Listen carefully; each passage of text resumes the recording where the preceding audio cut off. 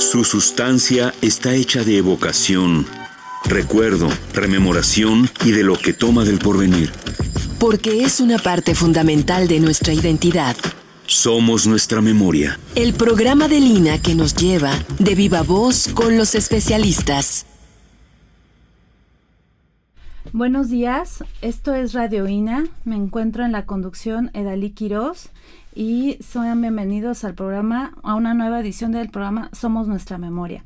El día de hoy, el Instituto Nacional de Antropología e Historia y la Secretaría de Cultura los invitan a acompañarnos en la emisión de la serie Somos Nuestra Memoria. Contamos con la presencia de la doctora Sol Rubín de la Borbolla, que nos hablará del tema La cocina mexicana, patrimonio cultural inmaterial de la humanidad. Sol, bienvenida. Permíteme hacer una presentación sobre tu trayectoria. Y bueno, Sol Rubín de la Borbolla Arguedas es maestra de Historia y Geografía del Patrimonio Cultural en México en la Universidad Nacional Autónoma de México. Directora del Centro de Documentación e Investigación Daniel Rubín de la Borbolla, asociación civil reconocida en la UNESCO como consultora para temas de patrimonio cultural inmaterial, donde se generan proyectos de investigación y difusión del patrimonio cultural, las artes populares y la gastronomía mexicana. Fue directora también del Museo Nacional de Culturas Populares y del Patrimonio Cultural en el CONACULTA y participó en los grupos de investigación y trabajo que llevaron a la cocina mexicana y a los parachicos a recibir los reconocimientos de la UNESCO como Patrimonio Cultural Inmaterial de la Humanidad. Forma parte de varias asociaciones civiles como el Conservatorio de la Cultura Gastronómica Mexicana y el Consejo Internacional de Museos, Capítulo México, ICOM.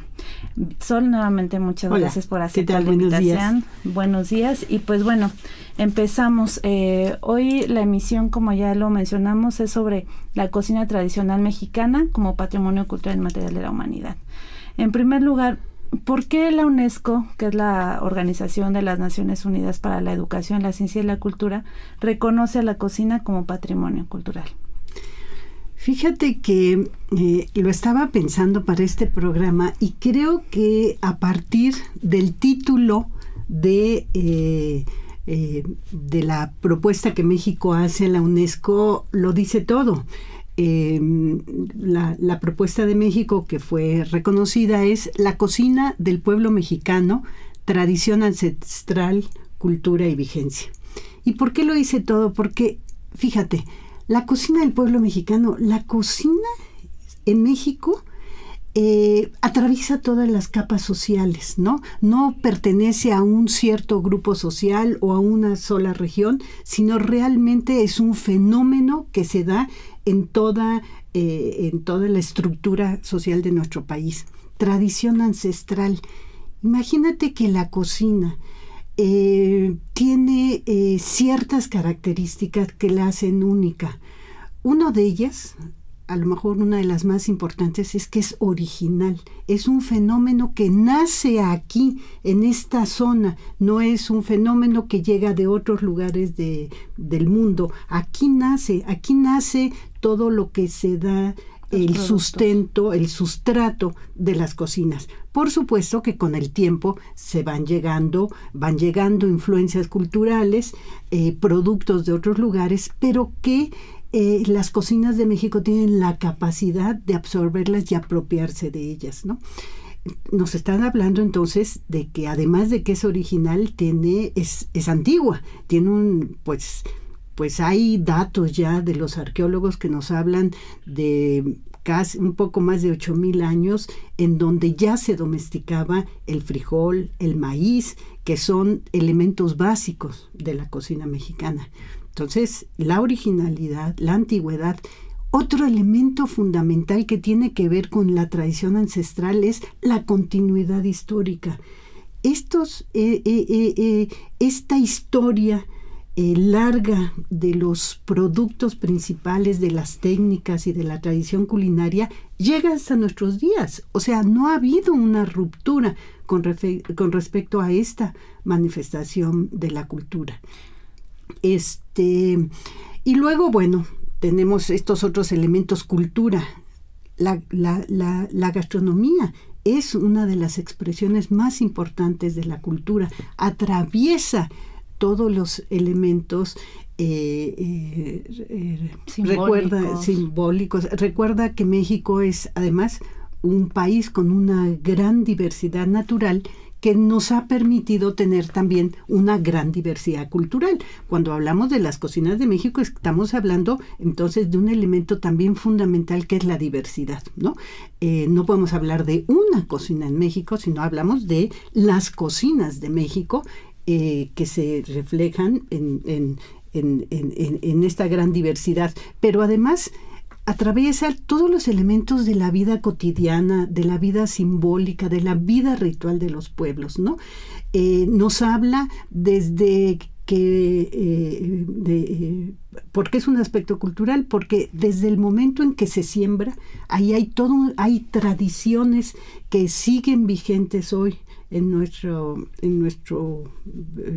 acontecer diario, que tiene que ver con el sembrado, el pedirle permiso a la tierra para poder sembrar, la manera en que la comunidad y la familia apoya en el trabajo del cuidado de la milpa. La milpa en sí es un ejemplo de cómo a través del tiempo y de un conocimiento de la diversidad biológica, el hombre ha resuelto una parte importante de su alimentación a través de sembrar en conjunto el maíz y otras plantas que se apoyan entre sí y que le da alimento a la familia.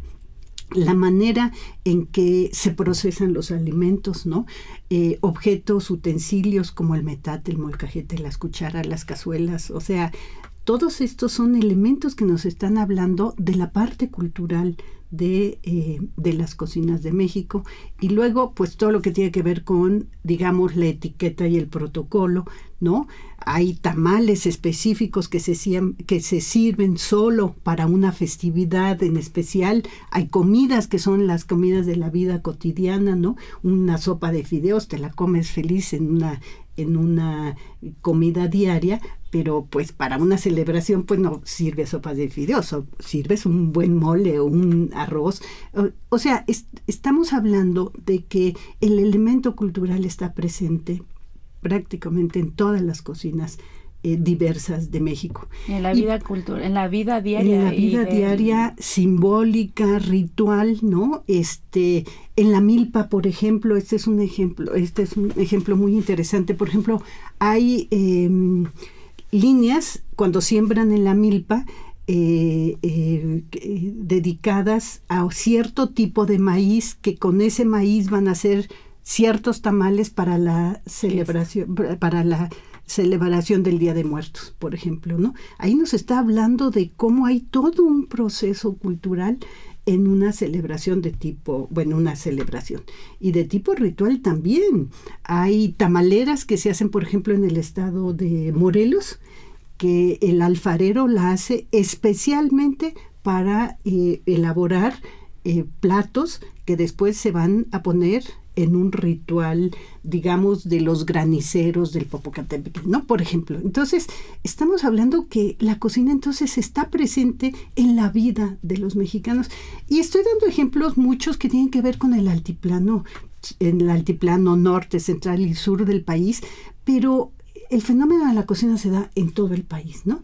No importa, a lo mejor con sus diferencias regionales, pero hay elementos básicos que atraviesan a toda la cocina del país. Y por último, nada más para acabar de responderte por qué la UNESCO le da este reconocimiento, es la vigencia, ¿no? No es un fenómeno del pasado. Las cocinas de México están presentes en la vida también de los mexicanos en todos los estratos sociales y en todas las regiones del país. Entonces, yo creo que esos son los elementos básicos que llevaron a las cocinas de México a recibir ese reconocimiento. Creo que ya nos has dado suficientes elementos como para desarrollar no uno, sino varios programas, pero has mencionado aquí algo muy importante. Mencionaste a la milpa como un sistema de cultivo tradicional. ¿Podrías explicarnos o definir qué es la milpa? ¿En qué consiste la milpa?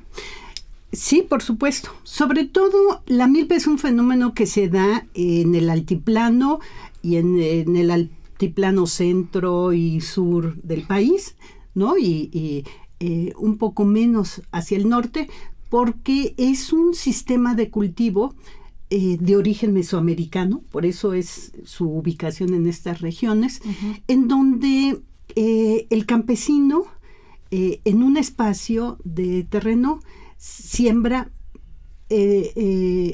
maíz, que es, digamos, el eje del cultivo, y asocia a este sembradío toda una serie de productos alimenticios que va a aprovechar a lo largo de todo el año. ¿Por qué?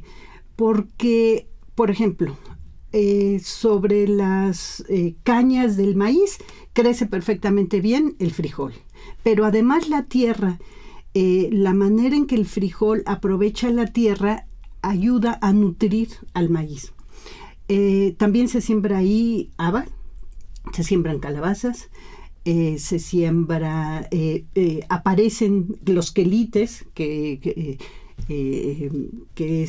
son las hojas verdes que crecen con la lluvia y que el hombre aprovecha, pero además hay una serie también de elementos de la fauna que crecen alrededor de la milpa que el hombre también aprovecha, ¿no? Sobre todo insectos y roedores.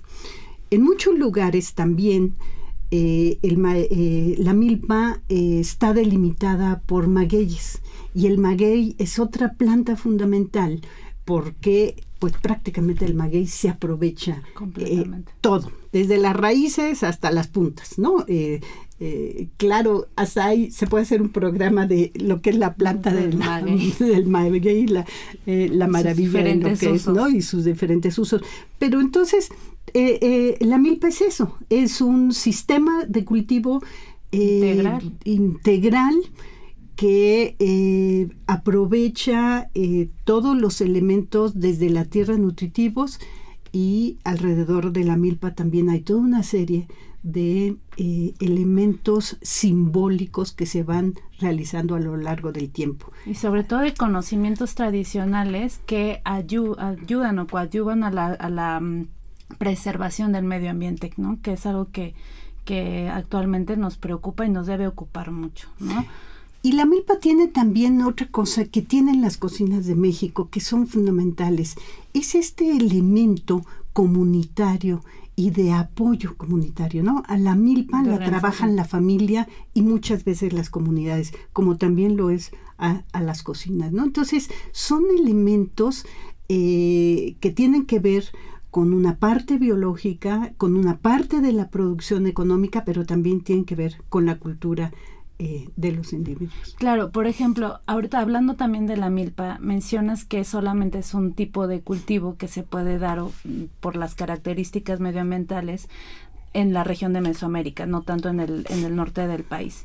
En ese sentido, pues nos remite a otra pregunta.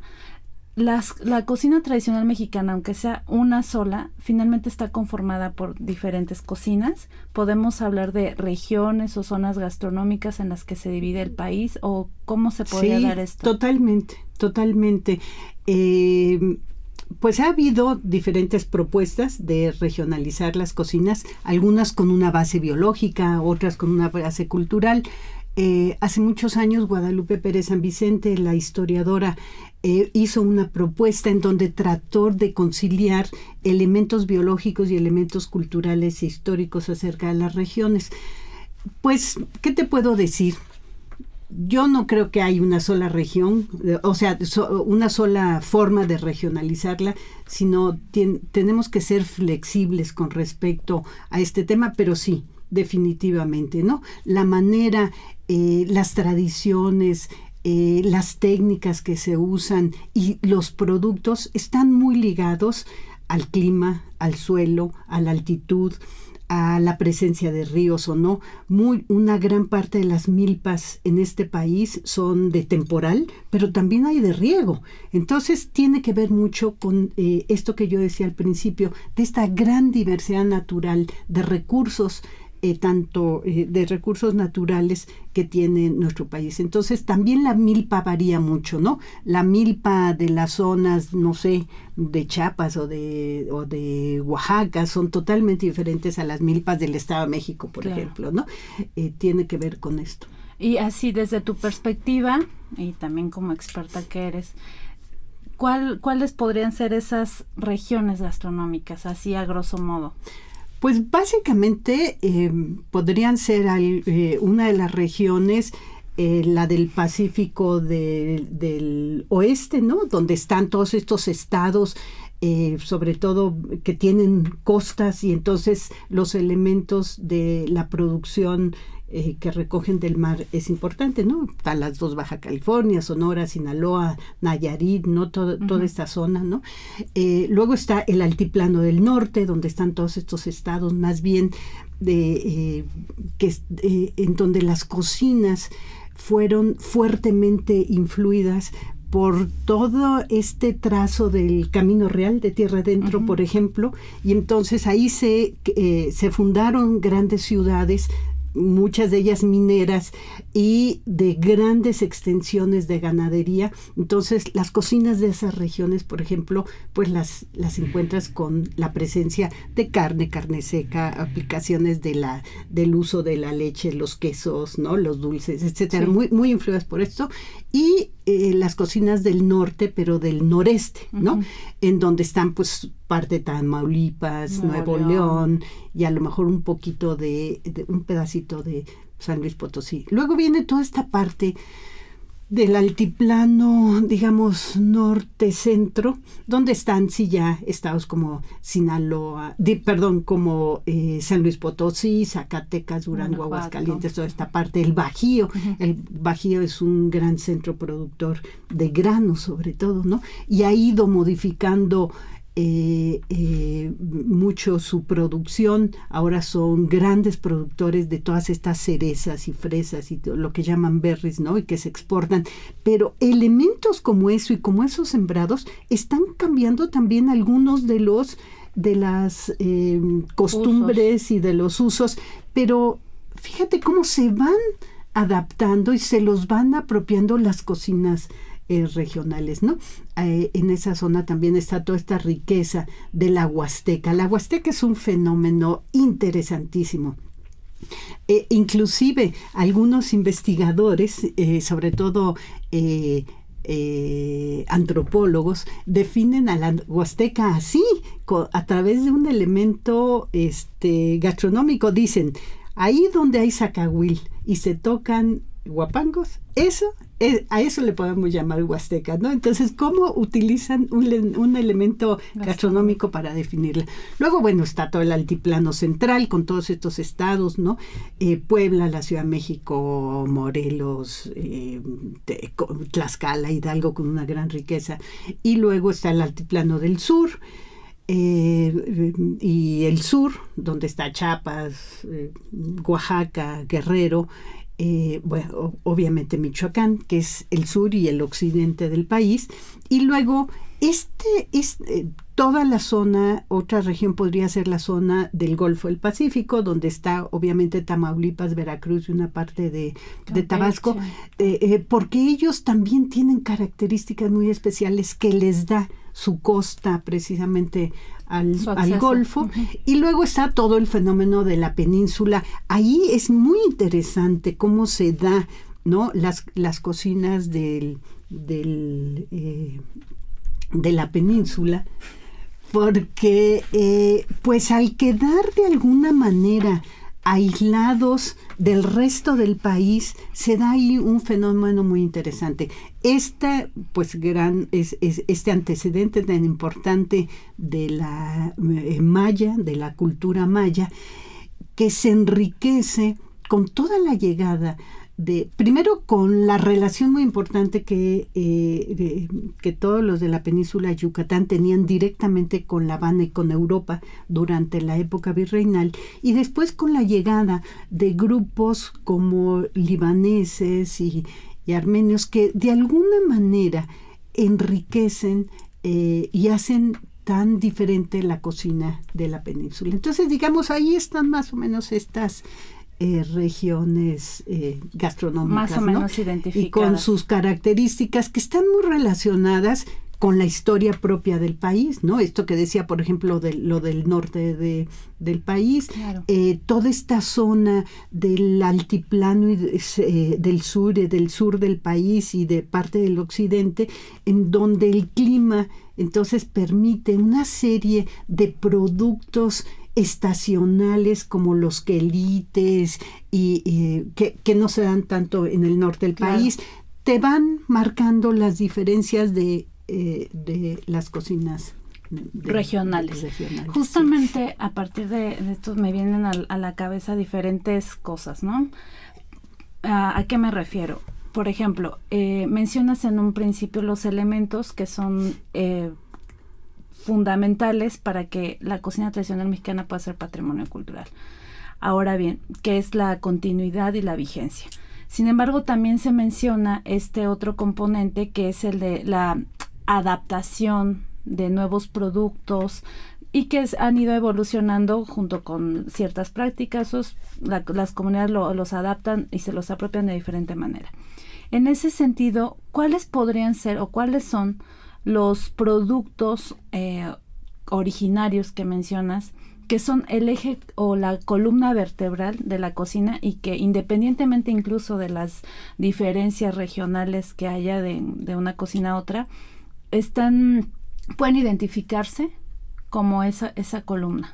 Pues todos. Mira, básicamente en ese eje tenemos, obviamente, en primer lugar el maíz, ¿no? El rey de los productos de la cocina mexicana. Está presente en absolutamente todas las cocinas de este país, con toda la gran variedad y usos que tiene el maíz, por esto que ya yo decía de la diversidad natural y cultural, pero bueno, es el eje, es pues el frijol, el chile, la calabaza, yo creo que esos son esos serían los únicos.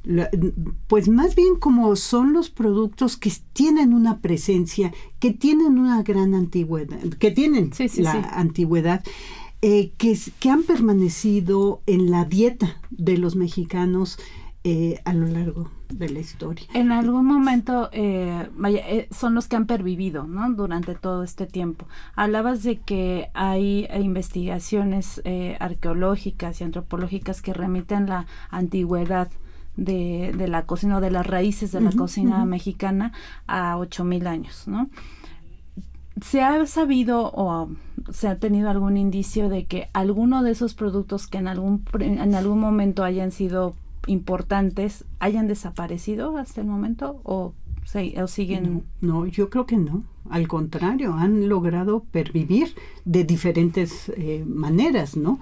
Y según también sus aprovechamientos. Pero, por ejemplo, el amaranto, que fue un elemento fundamental, algunos biólogos muy especializados lo llaman como un pseudo cereal, pero la verdad es que es un elemento de un gran valor nutricional, que por sus usos rituales en la época prehispánica, durante la época virreinal fue de alguna manera prohibido o pues no se consumía abiertamente, y hoy por su valor nutricional y porque ha pervivido en la tradición alimentaria de la gente, hoy ha renacido, por ejemplo, el uso del amaranto, ¿no? Al contrario, yo creo que también esta revaloración de los elementos de la cocina mexicana, como son los quelites, también se están revalorando. Yo me acuerdo hace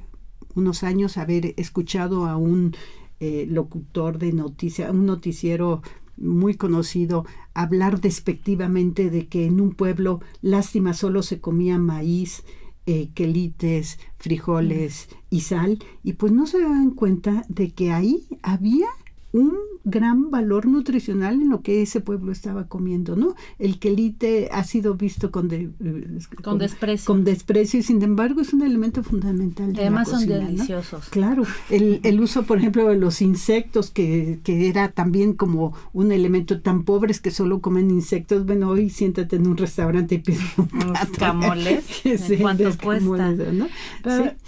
Justamente el patrimonio inmaterial, a partir de lo que hablamos en la sesión pasada, en esto que nos has enseñado hasta el momento, pues se va nutriendo de diferentes, digamos, aportaciones, que pueden ser locales o extranjeras. En ese sentido, ¿cuáles han sido como esos productos que han llegado de otros países, que se han incorporado a la cocina tradicional mexicana y que ahora muchos ya no podrían diferenciar bien, sino que ya es parte intrínseca, ¿no? Claro. ¿Cómo qué productos? Fíjate que así como a lo mejor voy a decir algo que no sé si todos los antropólogos y nutriólogos estarán de acuerdo conmigo, pero así como el eje de los productos mesoamericanos es el maíz, yo creo que el eje de los elementos que nos llegaron es la caña de azúcar. En este país la caña de azúcar verdaderamente entró y se apropió inmediatamente de muchas manifestaciones culturales. Y en segundo y tercer lugar, a lo mejor el trigo y el arroz, ¿no? Porque estos tres elementos, la caña de azúcar, el trigo y el arroz, pues hoy son fundamentales de la cocina mexicana y no nos acordamos de que pues, nos llegaron de fuera. No puedes cocer un mole sin su arroz, imagínate, ¿no?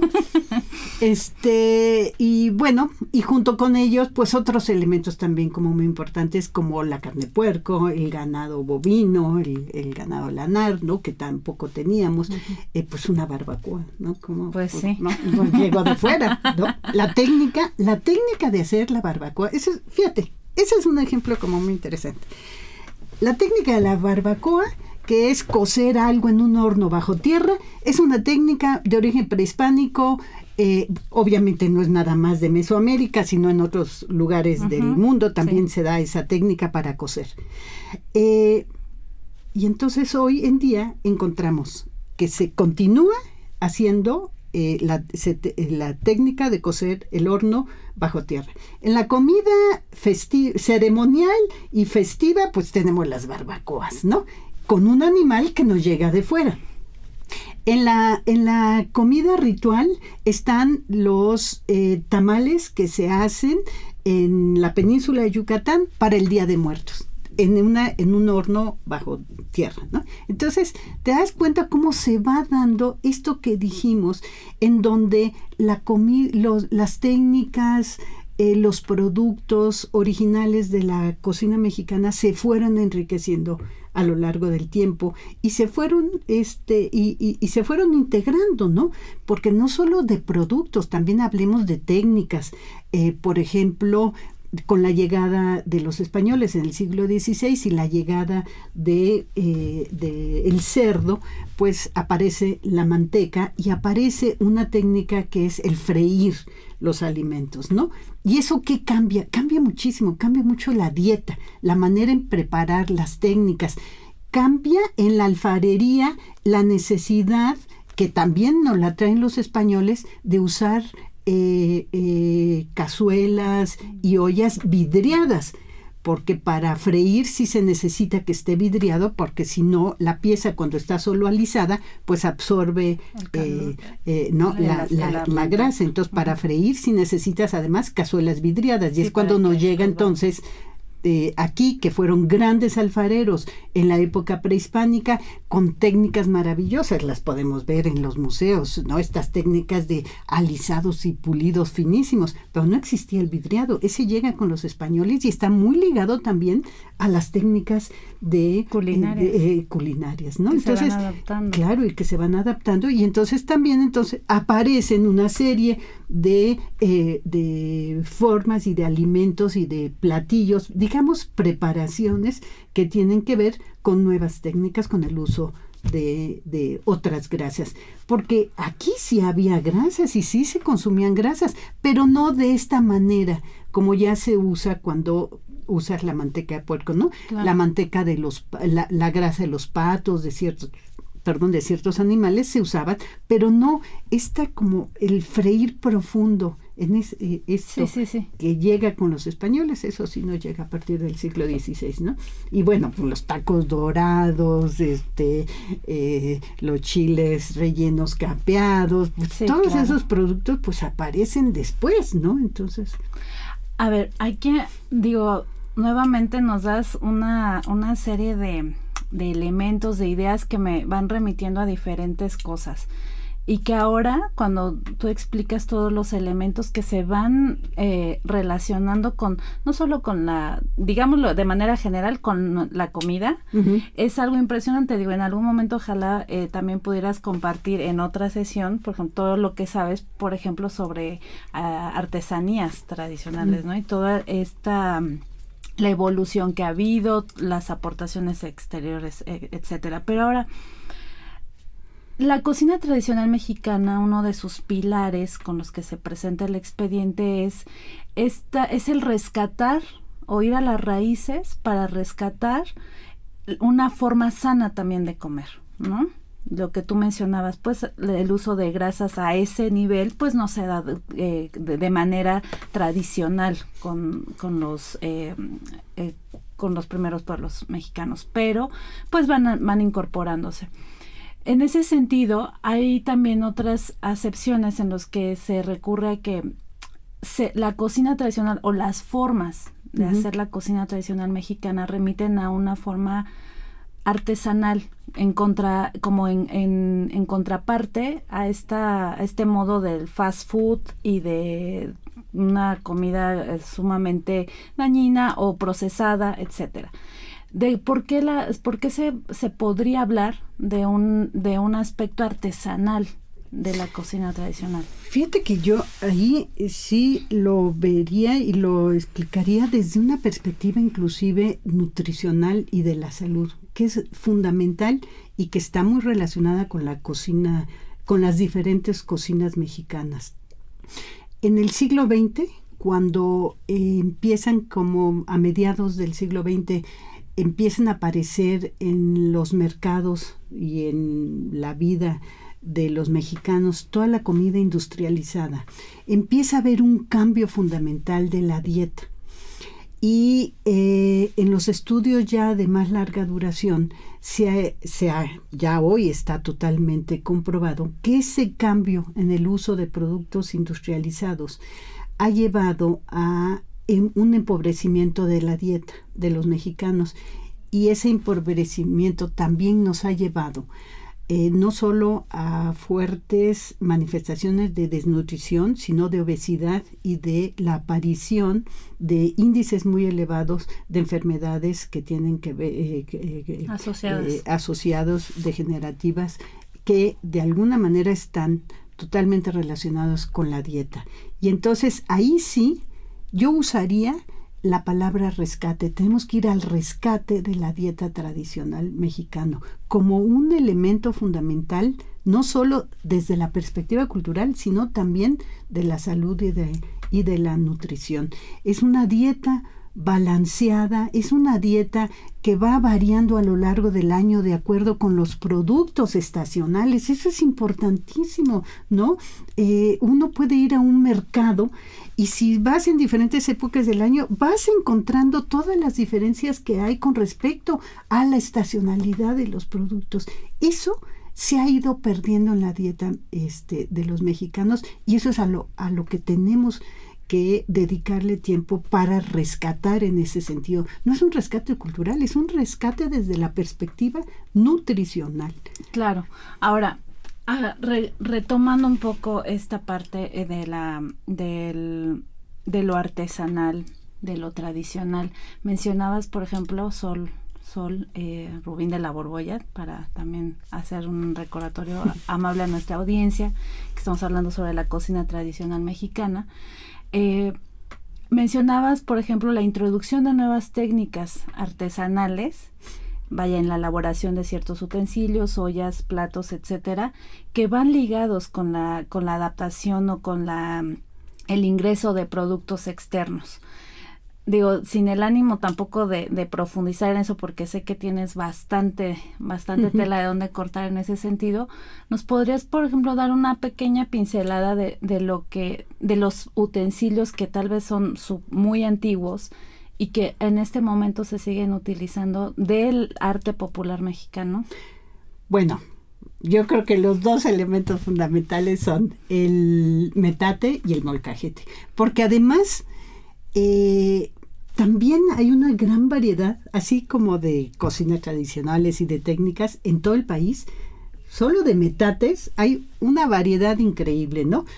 De piedra volcánica, de piedra basáltica, de barro, o sea, no, como metates sí todos tienen que ser de piedra, pero en algunos la mano es larga, en otros es chiquita, en unos es redonda, en otros es cuadrada, o sea, verdaderamente, según la región del país, encontramos algunos metates se muelen en el piso, las mujeres tienen que estar en el piso, en otros lugares como en el norte, entre los huicholes, el metate está arriba sobre como una tijera de palitos, ¿no? Uh-huh. Entonces, pues también en uno se usa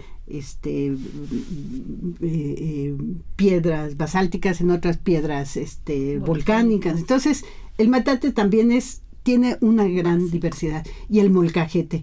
Yo creo que más aún el molcajete, porque tiene, ¿no? El metate sí necesitas una técnica, no cualquiera muele el metate, hay que aprender a moler el metate. En cambio, el molcajete sí es algo más fácil. Yo creo que el molcajete sí es un utensilio de la cocina que está en las cocinas de muchísimos mexicanos, junto con la licuadora o junto con los procesadores de alimentos, ¿no? Entonces, esos dos elementos son, y bueno, toda la riqueza que hay de la alfarería mexicana, que tiene que ver y que está ligada con las cocinas, ¿no? Desde las grandes tinajas para guardar agua, para guardar los granos, para fermentar, exactamente, ¿no? Todo esto que se hace de las bebidas fermentadas que se hacen en tinajas de barro, los comales de barro, ¿no? Que se usan en todo el país, los platos para comer, las tazas. Y México tiene una larguísima tradición con respecto a la parte artesanal en la alfarería, pero pues también en el uso de las fibras naturales, ¿no? Las canastas, las bolsas que se hacen con fibras naturales. Imagínate que, por ejemplo, los morrales que se usan en el campo para llevar el grano que el campesino va sembrando, pues es un morral que sale de la fibra del maguey, por ejemplo, del Ixtle, en todo el altiplano central del país, ¿no? Las canastas en donde se guardan alimentos o se va y se compra con ellos, los aventadores que se usan cuando todavía las cocinas de humo. En este país se sigue cocinando en cocinas de humo en muchísimos lugares, sí, más claro. Bien, inclusive hay todo un programa en donde instituciones como el Politécnico Nacional han ayudado a cómo hacer más eficiente las cocinas de humo, porque difícilmente van a poder cocinar con gas o con electricidad por las condiciones del campo en donde viven, claro. Pero entonces, ¿cómo hacer que puedan hacer más eficiente y usen menos leña o usen otros productos para quemar y hacer las cocinas? Incluso hasta menos dañinos, ¿no? Sí, por supuesto. Entonces, todos estos elementos que están ligados a las cocinas de humo, pues se siguen produciendo, ¿no? ¿Qué te puedo decir? Bueno, esos son de los elementos como antiguos, pero de la aportación de los españoles, el otro elemento fundamental fue el hierro, ¿no? Cómo llega con los españoles el uso del hierro, y entonces pues entran toda una serie de elementos, de utensilios y herramientas que llegan a las cocinas. Bueno, te decía, creo que también incluso hablar sobre los materiales, las diversas técnicas de elaboración, etcétera, que hay en el país para para la fabricación de utensilios o elementos, digamos, tangibles, sí, relacionados con la cocina, nos da para otro programa. Pero bueno, mira, retomemos esta parte del reconocimiento. Ha habido una serie de, digamos, confusiones, malentendidos sobre primero, ¿qué es la cocina tradicional mexicana? Creo que ahorita ya nos queda claro que tampoco se trata de ciertos platillos, ni de que si el mole, que si nada más los chiles en nogada, o sea, no. Estamos hablando de todo un sistema alimentario, ¿no? Ya eso nos quedó muy, muy claro. Pero ¿nos puedes hablar, por ejemplo, se menciona incluso en el mismo título de la declaratoria, que es el paradigma de Michoacán? ¿Nos puedes explicar a qué se refiere en eso? ¿Es solamente de nada que se haya declarado, reconocido la cocina de Michoacán? ¿A qué correspondió? Sabemos que fue en el año de 2010 la declaratoria, ya vamos por el 6º aniversario, pero ¿nos podrías platicar un poquito esa parte del expediente? Claro, y yo haría muy rápidamente un recorrido histórico del reconocimiento de México. México presenta por primera ocasión la solicitud a la UNESCO en el año de 2005 y es rechazada. Y uno de los elementos es porque en aquel momento la convención no contemplaba a las cocinas tradicionales. México tuvo que hacer una labor para poder primero modificar los criterios dentro de la UNESCO y después que pudiera ser reconocida ya en el año de 2010.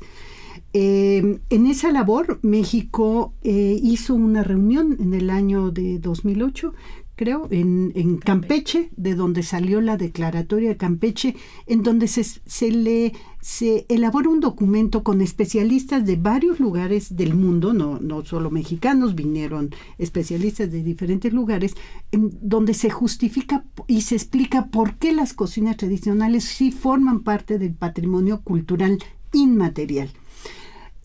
Paralelo a esto se hace en Francia una reunión semejante que también se genera una declaratoria, la declaratoria de Vitré, y yo creo que esos dos elementos y todo el trabajo que México hizo en el seno de la UNESCO permitieron que en el año de 2010, cuando se vuelve a presentar el expediente, pueda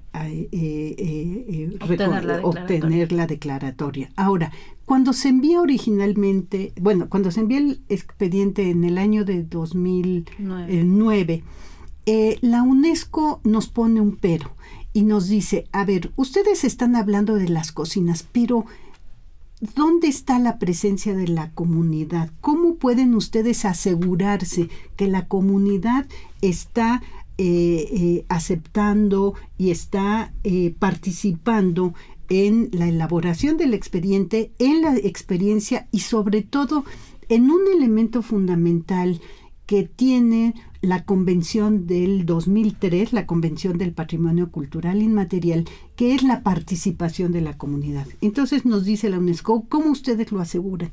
Entonces, para entonces, México ya veníamos haciendo un trabajo de muchos años atrás, precisamente haciendo una labor para la conservación, protección y difusión de las cocinas de México, y habíamos trabajado con el estado de Michoacán y con cocineras tradicionales y pequeños productores. Entonces, este cuestionamiento de la UNESCO lo resolvimos diciéndole, para que puedas entender por qué las cocinas tradicionales, te vamos a poner como ejemplo lo que se hace en Michoacán. Por eso el expediente se llama también el paradigma de Michoacán. Pero ahí viene la confusión. La gente cree que es la cocina michoacana. Sí. No, es la cocina de todo el país. Pero pusimos como ejemplo a la cocina michoacana porque ahí se daban todos los elementos del plan de salvaguarda. Exacto. Que es esto que yo digo que la convención tiene para asegurarse de que los elementos que están siendo reconocidos tienen todo un plan que ayuda a que esta manifestación del patrimonio se conserve, preserve y se divulgue. Claro, que hay que recordar al auditorio que este reconocimiento, esta declaratoria como Patrimonio Inmaterial de la Humanidad de la Cocina Tradicional Mexicana se da en el marco de la Convención para la Salvaguardia del Patrimonio Cultural Inmaterial de la UNESCO del año 2003. Y que justamente, pues en su nombre lo dice, pues el objetivo es salvaguardar ese tipo de patrimonio. Y en el caso de la cocina tradicional, pues justamente, digo, en todos los expedientes que se tienen que preparar para presentación de estas candidaturas ante la UNESCO, pues un punto fundamental es la elaboración de un plan de salvaguardia, ¿no? Que ya que sea factible y funcional, ¿no? Entonces... Y la participación de la comunidad. Exacto. Ese es un elemento fundamental de esta convención. Exacto, ¿no? Entonces, ahora entiendo que es la parte también de justamente de que, o el requerimiento de la UNESCO iba en ese sentido, ¿no? De saber, o que México, como Estado parte que estaba proponiendo la propuesta, demostrara que el plan de salvaguardia que conformaba el expediente era funcional, ¿no? Y que realmente serviría para salvaguardar no solo la cocina tradicional michoacana, que ya ahí ya había dado resultados, sino a nivel nacional, ¿no? Uh-huh. Entonces, bueno, justamente por esto, a partir de la declaratoria, ¿cuáles son los beneficios, pero también los compromisos, obligaciones a los que se hace, a los que se tienen que dar este cumplimiento por parte tanto del Estado mexicano como por parte de las comunidades portadoras? Sí, fíjate que mucha gente cree que un reconocimiento de la UNESCO es un diploma, una medalla o una placa que se pone en algún lugar y listo. No, en realidad es un compromiso que adquiere el país para salvaguardar precisamente esa manifestación del patrimonio a la que se le está dando el reconocimiento. Y en el tema de las cocinas de México y en el tema de esta convención del año 2003, hay varios compromisos en los cuales México ha estado trabajando en la cocina. Uno es el de hacer un inventario, un registro de cuáles son estas manifestaciones. Y entonces, bueno, desde la sociedad civil, desde el Conservatorio de la Cultura Gastronómica Mexicana y desde el Centro Daniel Rubin de la Borbolla, hemos diseñado toda una metodología para precisamente elaborar este inventario, ¿no? Otro de los elementos fundamentales es la participación de la comunidad. Para ello se ha creado una red de delegados en todo el país, de gente que trabaja precisamente en acciones de conservación, preservación y difusión de la cultura alimentaria mexicana, que cada año nos reunimos para hacer una evaluación de las acciones que en cada lugar se están haciendo. Esta red de delegados, yo creo que es un elemento fundamental para recoger toda esta información y para difundir a la vez, ¿no?, los elementos del plan de salvaguardia. El otro es un foro mundial que se hace de la gastronomía mexicana, en donde se tocan temas relacionados del sistema alimentario mexicano. Por ejemplo, este año el foro está dedicado precisamente al arte y a las artesanías de la cocina y la mesa y a la relación de la cocina mexicana con el Pacífico. Entonces, por ejemplo, hay una mesa redonda que va a hablar de toda la relación que se estableció con el galeón de Manila durante pues más de 300 años, y en donde además de productos como la plata, la grana cochinilla y todo eso que viajaban al oriente, pues hubo una relación muy importante cultural y de productos alimenticios, de técnicas, ¿no?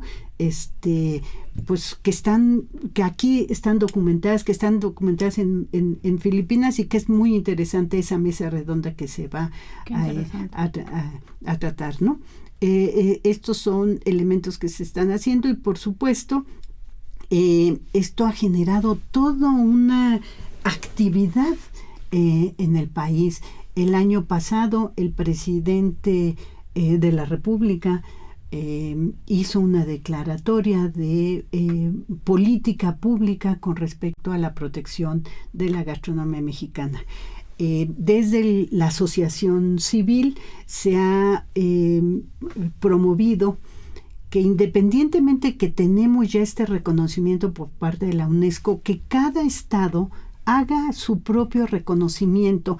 ¿Y por qué hemos insistido mucho en que cada estado haga su propio reconocimiento de las cocinas tradicionales? Porque esa es una manera de comprometer a los gobiernos estatales de realizar acciones específicas que tienen que ver con la investigación, la conservación, la preservación de las cocinas mexicanas. Es como un instrumento para garantizarlo. Pues Sol, nos has hablado también, creo que de todo, pero justamente a partir de la experiencia que se ha obtenido, tengo entendido que este sería el cuarto foro mundial de la gastronomía mexicana, y donde se da este intercambio, este nuevo contexto de intercambio de experiencias de la cocina con otras cocinas. Y por ahí dicen que nadie es profeta en su tierra, ¿no? ¿Qué nos podrías decir de qué tan valorada es la cocina tradicional mexicana allende nuestras fronteras? Yo creo que cada día está tomando un lugar preponderante, porque pues la cocina mexicana, ya no estoy hablando solo de la cocina tradicional, la cocina mexicana, que sí sigue siendo un elemento presente en todos nosotros, tiene además toda una serie de, en su contexto, tiene toda una serie de actores que la reproducen, ¿no? Estoy hablando de, independientemente de las cocineras tradicionales, de los pequeños productores, de los artesanos, de los agricultores, de los que ya hemos hablado, también está todo este sector económico que es los restaurantes. Y los restaurantes, no nada más como restaurantes, sino más bien pensemos en lugares para comer, ¿no?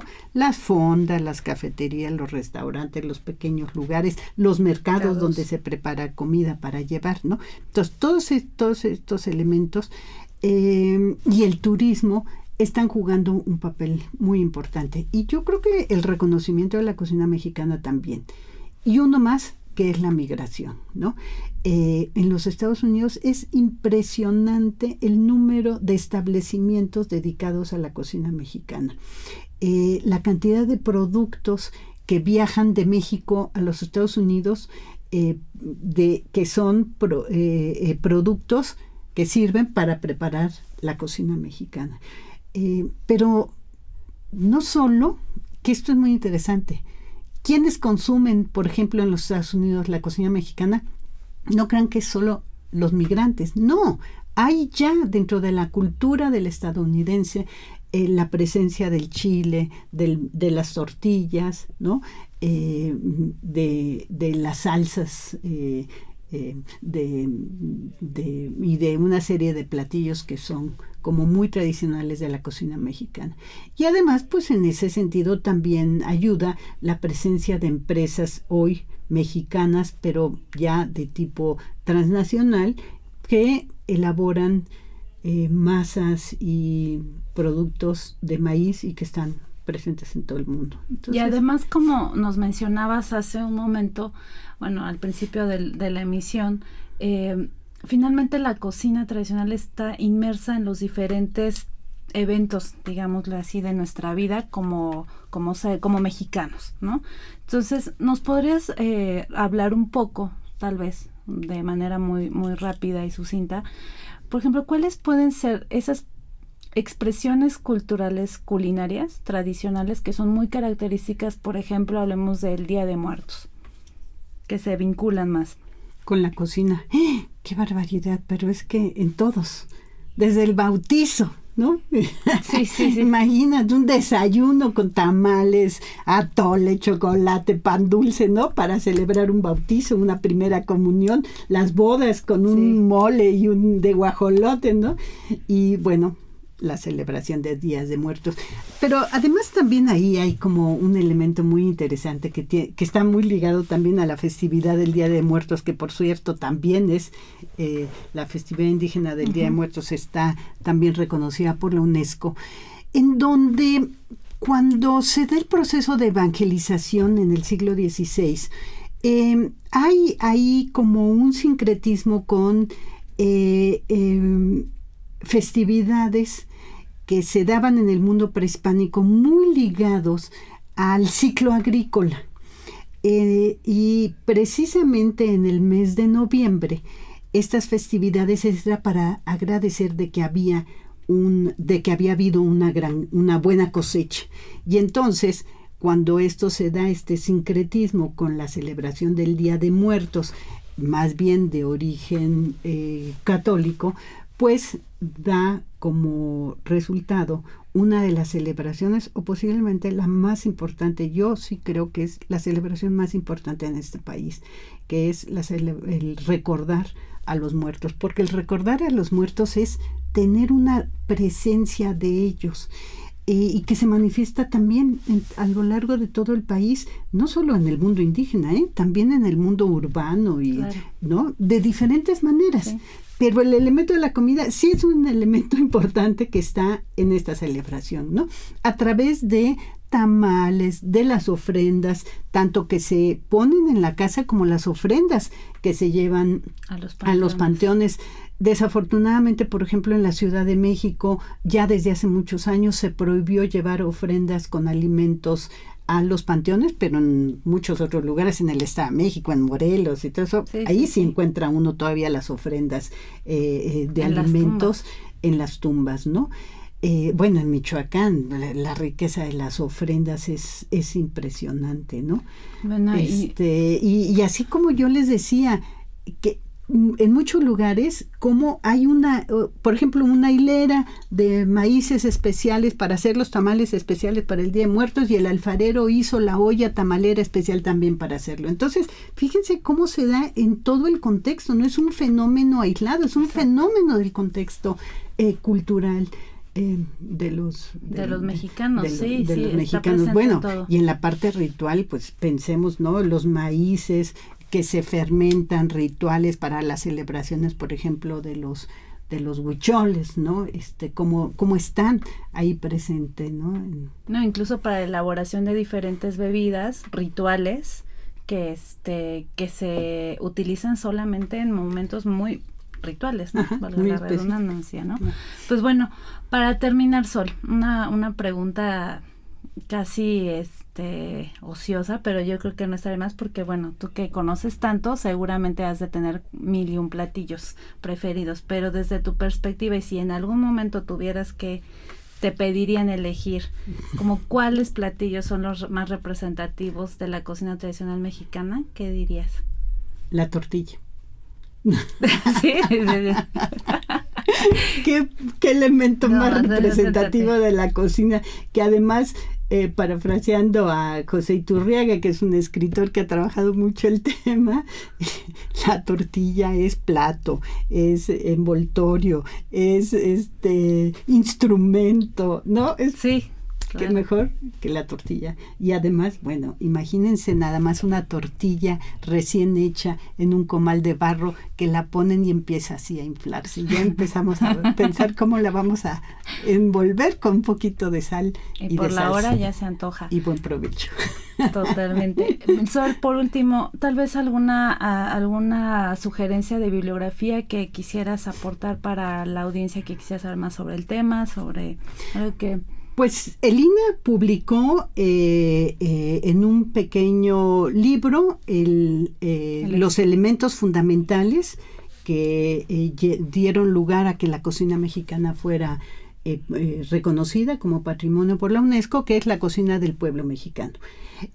Artes de México, junto con el Conservatorio de la Cultura Gastronómica Mexicana, publicaron el libro El elogio de la cocina mexicana. Y después, ¿qué les puedo decir? Hay una bibliografía amplísima, desde la parte histórica, ¿no? José Luis Juárez, que también es un investigador del INA, ha trabajado mucho los temas de la cocina virreinal y de la cocina del siglo XX. José Iturriaga, que ha trabajado mucho los temas de la cocina popular mexicana, los antojitos y las diferentes expresiones. Y después, pues, están trabajos mucho más específicos, digamos, de gente como López Austin, que ha hablado de la cocina desde la perspectiva del mundo prehispánico y ritual. Está Yoko Sugiura, que ha trabajado muchísimo el tema. Ella es una arqueóloga de la UNAM que ha trabajado mucho en el Valle de Toluca, pero es de esta escuela de arqueólogos que trabajan también la etnografía para poder entender el mundo antiguo. Entonces ha estudiado mucho el tema de la gastronomía y de la parte artesanal en el Valle de Toluca. Entonces ahí hay cosas muy interesantes. Y después, bueno, pues están la gente que hay muchísimos recetarios, pero yo creo que lo que es muy interesante es leer sobre la cocina, no solo sobre los recetarios, sino todas estas publicaciones que se dan regionales, donde uno puede entender por qué ciertos platillos, por qué ciertas técnicas, ¿no? Por qué, y por qué hay platos que se sirven en una época y platos que se sirven en la otra, ¿no? Pues bueno, Sol, Sí. te agradecemos muchísimo todo lo que nos has compartido en esta emisión de Somos Nuestra Memoria. Con esto concluimos y bueno, así yo, Edalí Quiroz, a nombre de Radio INA, doy por terminada esta emisión, que fue posible por la generosa participación nuevamente de nuestra invitada, la doctora Sol Rubín de la Borbolla, que nos habló de la cocina tradicional mexicana, patrimonio cultural inmaterial de la humanidad. Gracias a nuestros escuchas por su atención. Les sugerimos consultar más de nuestra producción a través de www.radioina.gov.mx. En la realización, la Dirección de Medios de Comunicación a través de la Subdirección de Radio INA con Gabriela Marentes, producción Eva Aníbaldo Morales, controles técnicos y edición Joel Cuautle. Hasta la próxima. Gracias.